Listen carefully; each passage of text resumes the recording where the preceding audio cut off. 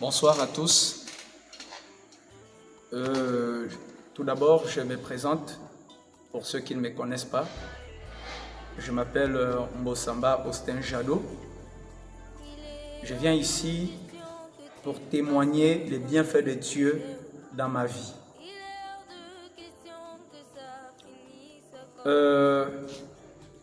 Quand j'étais dans le monde, j'étais esclave de la boisson et le travail pour moi c'était un peu compliqué parce que le monde des ténèbres avait déjà pris le contrôle de ma vie.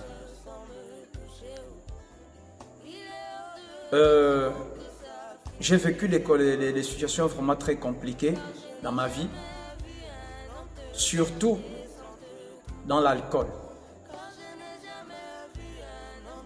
En 2012, quand je trouve le travail à Kieni, dans le Haut-Ogooué, et là-bas c'était encore plus pire, parce que j'étais rentré vraiment dans les prêts par intérêt. Et ça, sincèrement, aujourd'hui, je viens m'adresser à quelqu'un, à un frère, à une sœur qui est dans cette salle, qui m'écoute aujourd'hui, que les emprunts sur intérêt rendent esclaves. Et moi, j'ai été esclave. J'ai été vraiment esclave de cette pratique-là. Bien que j'avais de l'argent, si moi j'ai gagné peut-être au moins dans les 200 et quelques mille, je peux rentrer à la maison avec 1000 francs ou 5000 francs. Mais le pire encore, c'est que ma femme était restée à l'Astourville, elle était restée enceinte de notre 3e enfant. Face à cette situation, j'étais vraiment impuissant à l'envoyer même quelque chose. Donc, il fallait que de temps en temps, je repartais vers ces personnes, prendre encore de l'argent avec intérêt que j'envoyais à ma femme.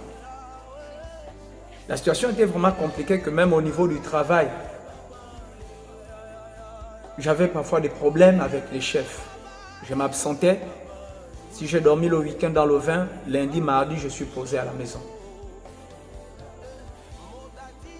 Et vraiment, ça m'a rendu vraiment très, très malheureux. Ça m'avait vraiment rendu malheureux, cette situation.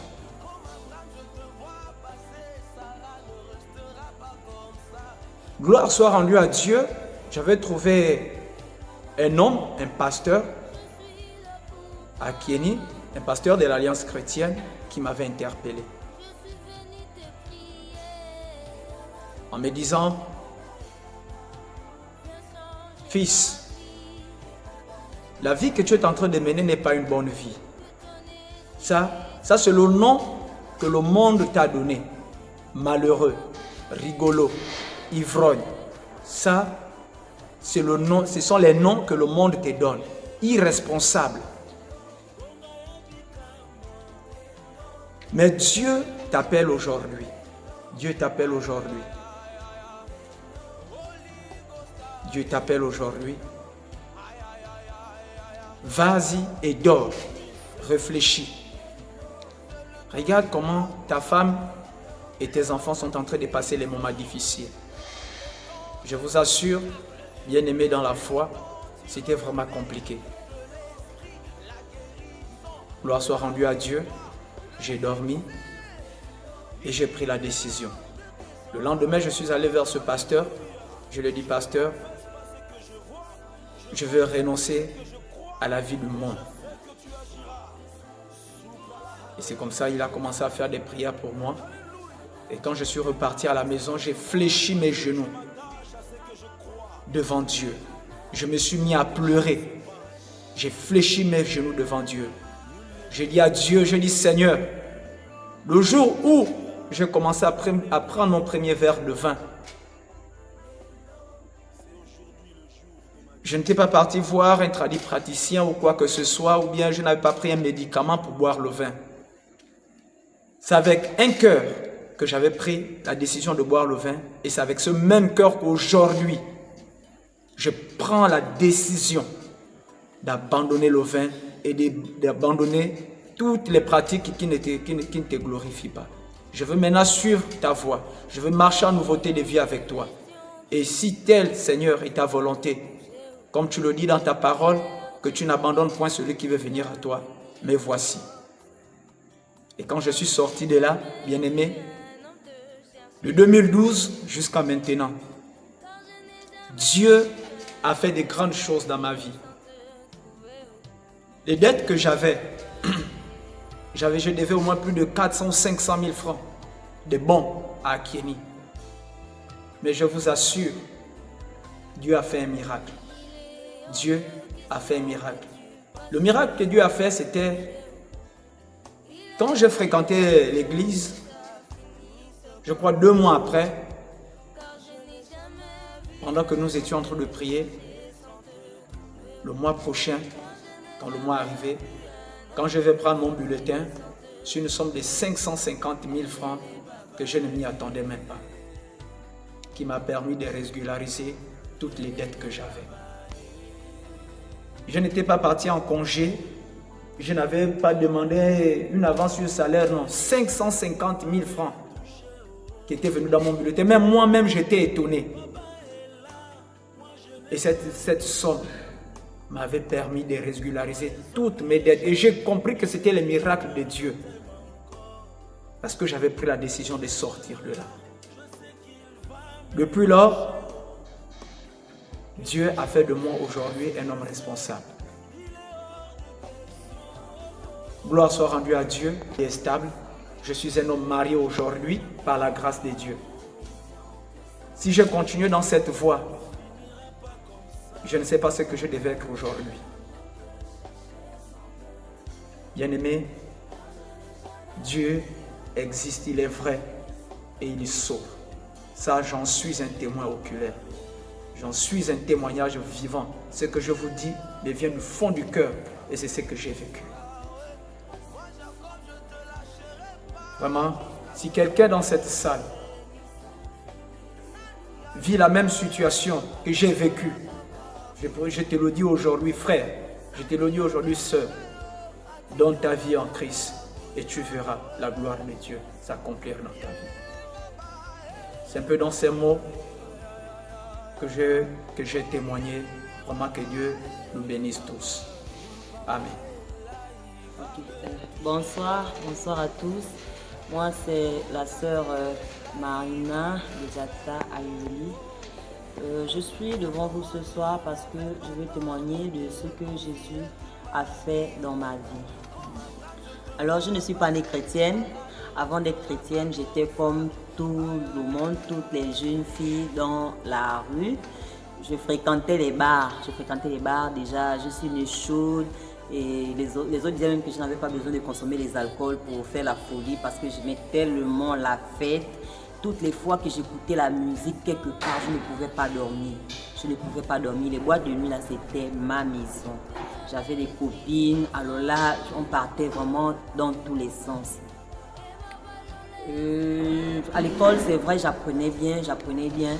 Et puis là, jusqu'au quand je suis arrivée à un certain niveau, en seconde déjà, c'est vrai que j'allais à l'école, mais je mélangeais le foyer, je mélangeais la vie des bars, des boîtes de nuit, tout ça. Donc du coup, j'étais plus très concentrée à l'école, mais j'avais toujours des moyennes.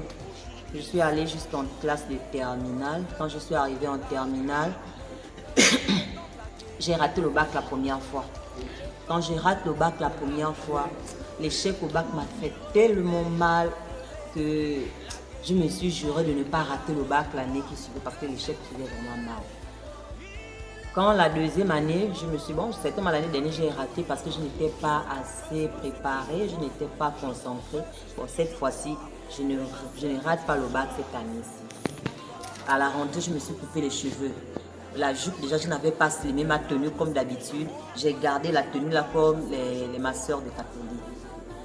je commence l'année au mois de décembre. Novembre, décembre, je commence à faire des cauchemars, je commence à faire des songes où on me disait qu'il y avait une ligne tracée devant moi que je ne pouvais pas traverser. Je faisais ce songe régulièrement. C'est vrai que tu travailles bien, c'est vrai, mais il y a une ligne qu'on a tracée devant toi que tu ne peux pas traverser. Et puis là, j'ai commencé à réfléchir, c'est quoi cette ligne-là, ça veut dire quoi tout ça. J'ai vu un de nos censeurs qui se disait aussi homme de Dieu. Je l'ai appelé, je lui ai raconté mon songe, il m'a regardé. Il m'a demandé où est-ce que tu habites. J'habite Mbaya. Il m'a dit, ok. En face de chez toi, il y a une église Bethany. J'ai dit oui. Il m'a dit, va voir le pasteur. Avant de mettre mes 2 pieds dans l'église, j'ai tapé plus d'1 mois. J'habite en face de l'église. Quand j'arrive, je regarde l'église, je me dis, bon, ça peut attendre, je m'en vais. Et plus le temps passait. Le temps passait, moi, je zappais. Juste un jour, j'ai pris la décision d'aller à l'église. Et là, je rencontre le pasteur. Quand je rencontre le pasteur, j'ai raconté qu'est-ce qui t'amène à dire, ah voilà, c'est M. Kakessa qui m'envoie parce que voilà les songes que je fais, tout ça. Il m'a posé la question, est-ce que tu veux accepter le Seigneur? Sans réfléchir, je ne connaissais même pas déjà ce que c'était. J'ai seulement dit oui. Il a dit, gloire à Dieu. Si tu disais non, je priais et tu repartais avec tes problèmes. Mais comme tu veux accepter le Seigneur, on va travailler. Il a prié pour moi. Et puis après, il m'a dit, pars, le songe, tout ce que tu verras dans tes songes, tu reviens me voir. Je suis partie à la maison. Dans la nuit, j'ai fait un songe où il y avait un lac, un grand lac devant moi. Et puis, il fallait traverser le lac là. Mais en temps, les gens disaient que dans le lac, il y avait un serpent. Anaconda habitait dans le lac là. Mon grand frère me disait, viens, on va traverser le lac. J'ai dit non, je ne peux pas traverser parce qu'on dit qu'il y a Anaconda dans le lac là. Moi, je ne veux pas donner mon corps au serpent. Mon grand frère m'a dit non. Depuis qu'on a prié sur le lac, le serpent est sorti. Et puis, il y avait un chemin qu'on avait tracé sur le lac. Il m'a pris par la main, on a traversé le lac. Le lendemain, quand je me suis réveillée, je suis allée lire le songe au pasteur. On a prié, il m'a dit que c'était le début de la délivrance et puis il ne fallait pas que je lâche prise. On a continué à prier juste en fin d'année. Et vraiment beaucoup de persécutions. À la veille du bac, j'ai été hospitalisée. On a fait les examens de fond en comble. Je n'avais rien. On n'a même pas trouvé l'ombre d'un petit microbe dans mon corps. Mais je faisais 40 de fièvre. J'ai passé la première partie du bac sur le lit de l'hôpital. C'est une soeur qui vient. J'appelle au pasteur, ça passe pas. J'envoie les messages chez les frères et sœurs en Christ. Personne ne reçoit les messages. Mais je suis seule à l'hôpital. Même mes parents ne savent pas que je suis hospitalisée. C'est une copine qui vient me rendre visite. Comme elle aussi, elle priait, elle allait donner le sujet de prière à son pasteur. Et le pasteur a reçu dans la nuit que j'étais victime des attaques mystiques. Le lendemain, ils sont venus me voir à l'hôpital. Quand ils sont arrivés, il a prié pour moi. Et puis là, le lundi que le bac commençait, le médecin a demandé que j'appelle quelqu'un pour aller justifier au centre d'examen que j'étais hospitalisée. Je lui ai demandé de dépiquer parce que moi-même, je pouvais partir. Quand je suis partie à la maison, je ne suis pas allée directement à la maison, je suis allée trouver le pasteur, on a prié et puis après, je suis revenue à l'hôpital, c'est moi signé la décharge, je suis sortie de là. Le jour de la délibération du bac, pendant que moi-même j'étais assise en train d'attendre, c'est papa qui est à Libreville qui m'appelle pour me dire félicitations parce que tu as eu le bac. Moi, je ne sais même pas qui l'avait appelé, je ne sais pas par comment il était informé. Et puis depuis lors, en tout cas, dans ma famille, je suis la première bachelière de ma famille parce que tous ceux qui étaient venus avant moi n'avaient même pas atteint le niveau de seconde. Sinon, c'est CM2 qui vont s'arrêter. Si tu as forcé, c'est 6e et puis c'est fini pour toi. Mais dès que moi j'ai eu le bac, tous mes petits frères et petits, ceux qui allaient encore à l'école, aujourd'hui, ils ont réussi. Donc, je bénis Dieu pour cette grâce. C'est pourquoi je suis devant vous ce soir afin de fortifier, d'encourager quelqu'un que beaucoup des amis qui étaient avec moi dans le monde, certaines ont attrapé le VIH, elles sont décédées, les autres, leur vie c'est compliqué. Quand je me mets au milieu des autres, je regarde, je vois vraiment que moi j'ai fait le bon choix. Et je n'imagine même pas une seconde ma vie sans Jésus. Vraiment que le nom de l'Éternel soit glorifié. Bonsoir tout le monde. Et je me présente, je suis le frère Tony. Et je suis à l'église de l'Alliance chrétienne de Bambidi depuis l'année 2018-2019. Alors, je suis ici ce matin, c'est pour témoigner de la gloire de Dieu. Alors, je vais d'abord commencer à expliquer comment j'ai vécu sans Christ. Il faut dire que je suis né dans une famille non chrétienne. Alors, à la base, donc pour moi, le christianisme n'était pas une chose qui m'intéressait. Donc, j'ai vécu dans la débauche. Je vivais ma vie en pensant que j'étais le maître de ma vie. La vie des bars était une vie pour moi. Déjà, je vous rappelle que j'ai commencé à boire le vin dès la classe de C1. Donc, nous partions grouver d'un village à un autre, depuis la classe de C1. Vous imaginez, de C1, C2, CM1 et CM2. Donc, j'étais déjà dans le vin. Et c'était une pratique normale pour nous. Donc, boire le vin pour nous, c'était normal. Et jusque quand je vais au lycée, je continue dans la même lancée, en train de boire le vin, les femmes, le vin, le groove. En fait, je ne pensais pas à autre chose si ce n'est qu'à ces choses-là. Jusqu'à ce que je sois en classe de terminale. En classe de terminale, il faut dire que je l'ai passé pour la première fois et j'étais admissible. Une fois admissible, je crois qu'on était peut-être 480 admissibles. Et on avait dit qu'il y avait 5 échoués. Et j'étais parmi les 5 échoués. Vraiment, essayez d'imaginer la douleur que ça fait quand vous êtes après les 480 et tu es parmi les 5 échoués. Et tout le monde me cherchait, tout le monde cherchait à me voir pour dire, l'échoué là, il est où, il est où, il est où. Ils pensaient que j'allais me suicider comme les autres en fait. Mais je suis resté là, je suis resté. Et jusqu'à ce que l'année qui a suivi, mon professeur de philosophie m'a dit, mon fils, tellement tu es bon, il faut donner ta vie au Seigneur. Mais j'ai continué à banaliser, j'ai dit, oh, laisse-moi ça, moi je continue dans mon vin et tout ça là. Et ma vie n'était pas rose. Elle n'était pas rose, elle était toujours accompagnée des actions négatives. Donc tout ce que je faisais, ce n'était pas bien. Tout ce que j'ai touché, ça ne produisait pas. Et jusqu'à ce que je sois affecté ici à Bambidi. Quand je suis venu à Bambidi, j'ai boudé même pour venir ici. J'ai dit, mais je viens faire quoi ici? Je ne voulais pas venir ici en fait. J'ai même eu une discussion avec mon chef. Je lui ai dit, je ne peux pas venir à Bambidi parce que ça ne me plaisait pas. Parce qu'on m'avait affecté sur la route de Moana, à Mana plus précisément. Moi j'ai dit, je vais à Mana. Elle m'a dit, tu ne pars pas là-bas. J'ai dit, je ne viens pas aussi ici. Elle m'a dit, je te donne 2 jours. 2 jours pour réfléchir. Donc, quand je suis venu, elle m'a dit, tu pars à Bambidi. Et je suis venu à Bambidi. Et quand je suis venu à Bambidi, j'ai croisé automatiquement Natacha. Et c'est elle qui priait. Et elle m'appelait toujours de venir à l'église. Moi, elle disait, je ne suis pas dedans. Mais il faut déjà rappeler que je partais à l'église par suivisme. Je me rappelle en classe de 6e, je suis allé dans une église à cause d'un frère, j'habitais chez lui. Et lui, il priait. Donc, si je ne vais pas à l'église, c'est que je suis certain, il est capable de me dire, tu ne restes plus avec moi. Donc, je suis parti par intérêt. Donc, ce n'était pas de ma propre volonté. Je me suis même fait baptiser là-bas. Donc, du coup, quand Natacha me montre la voie de l'Alliance chrétienne, même quand le pasteur Itou venait à la maison, quand il faisait le rendez-vous avec elle, lui il rentre, moi je sors. Moi, je ne voulais pas écouter ce qu'il devait se dire. Parce que je disais pour moi, Dieu, c'est pas ça. Et je continuais toujours un peu dans le groove, boire le vin et tout ça là.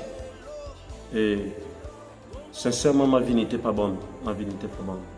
Alors, comment j'ai fait pour décider de venir à l'église? C'est lors de mon séjour à l'Ast-Ville, je dormais avec un petit. Alors, après un groove, je tentais de dormir. Au petit matin, donc 5 heures, 6 heures, comme ça, j'ai entendu une voix qui me disait, Tommy, lis la Bible. Tommy, lis la Bible. à 10 fois. Donc 10 fois j'ai entendu cette voix, mais c'était la voix de Natacha. Mais elle n'était pas avec moi, elle était à Libreville. Je me suis dit, qui m'a parlé pendant que j'étais en train de dormir? Je me suis réveillé, j'ai cherché la personne qui m'a parlé, je n'ai vu personne. J'ai dit, oh, mais Natacha est où? Mais je me suis rendu compte que j'étais seul sur le lit. Après, je l'ai appelé, j'ai dit, mais attends, tout à l'heure là, tu m'as parlé, tu m'as dit, Tomili, la Bible a dit, oh, moi je suis à Libreville, je vais te parler comment? Mais jusque-là, je ne prends pas conscience que c'est la voix de Dieu. Pourquoi? Je suis sûr et certain. Pourquoi? Parce que Satan ne peut pas me demander de lire la Bible. Parce qu'il sait que le trésor qui se trouve dans la Bible, il ne peut pas me demander d'aller fouiller la Bible. Mais c'est quelques mois ou pas quelques années plus tard que je me suis rendu compte qu'effectivement, c'était la voix de Dieu. C'était Dieu qui me demandait de s'accrocher à lui. Et un jour, je me suis dit, pourquoi ne pas oser avec Dieu? Et le pasteur Idou était ici, il a demandé qui va accepter le Seigneur. J'ai levé ma main et j'ai donné ma vie au Seigneur depuis ce jour, en 2019, je crois. 2019, j'ai levé ma main, j'ai dit, je donne ma vie au Seigneur.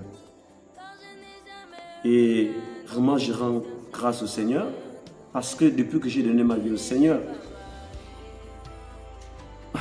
moi qui ne pouvais pas passer une journée sans boire une bière parce que j'étais déjà esclave du vin, ça il faut le dire. Je me rappelle même à Libreville que j'ai dû mendier même une bière parce que je voulais tellement boire. Je ne pouvais pas passer une journée sans boire le vin. Non, je suis arrivé dans un bar, j'ai vu un monsieur, j'ai dit, s'il vous plaît, vous pouvez me payer une bière. Et aujourd'hui, quand je pense à ça, vraiment, non, Dieu est grand, Dieu est grand. Et qu'aujourd'hui, je ne bois plus, ça ne me fait même plus rien. Je peux me retrouver au milieu des gens qui boivent, je n'ai plus cette envie. Je dis vraiment, Dieu est merveilleux. Ce que Dieu fait avec moi, c'est extraordinaire. Il y a ce qui fait, ce que l'on peut estimer, ce que l'on peut penser être petit devant lui, devant nous les hommes, mais devant Dieu c'est grand. Je me rappelle encore de ce mariage du frère Martial et puis la sœur Dora, où je suis tombé sur la voiture. Tout le monde a vu ça, mais je suis sorti de là vivant. Parfois, je me pose la question en me disant, si j'étais encore dans le monde et que j'étais tombé dans cette voiture, étant dans le monde, je sais que je suis certain, je serais mort aujourd'hui. Mais Dieu, par sa grâce, par son amour, m'a délivré de la mort. C'est pourquoi je voudrais interpeller toute personne qui pense que Dieu est un blagueur. Je vous dis non, il est vraiment réel. Il est réel, il est temps pour nous de nous donner à lui et de marcher avec lui et de lui faire confiance. Les temps sont peu. Les temps sont peu. Et moi je pense que Dieu a un plan pour tout le monde. Il a un plan pour tout le monde. Mais que le plan qu'il a réservé pour toi, que tu ne le rates pas. C'est pourquoi, toi qui es dans cette salle ce soir ou ce matin, tu devrais donner ta vie au Seigneur. Tu dois donner ta vie au Seigneur, non seulement à toi, mais tu dois aussi penser à toute ta famille. Parce que c'est la vie chrétienne aujourd'hui qui nous couvre de toutes les attaques possibles. Parce que je suis sûr et certain que le diable sûrement nous tente chaque jour, mais parce que nous sommes couverts par la puissance de Dieu et que nous sommes délivrés de certaines choses. Donc, j'interpelle à toutes les personnes qui sont ici pour la première fois ou qui sont ici depuis dans l'église, mais qui n'ont jamais fait la rencontre avec le Seigneur. Voici le moment, voici l'opportunité. Voici l'opportunité que Dieu te donne aujourd'hui pour donner ta vie au Seigneur. Parce que il n'y a rien de plus beau que de donner sa vie au Seigneur. Donc, vraiment, je rends grâce au Seigneur pour tout ce qu'il a fait pour moi, pour tout ce qu'il fait pour ma famille, parce que je ne cesse de voir sa grâce, je ne cesse de voir sa grandeur dans ma vie et dans ma famille. C'est pourquoi je dis encore, Dieu est grand, qu'il soit loué. Je dis encore, merci Seigneur, que Dieu vous bénisse.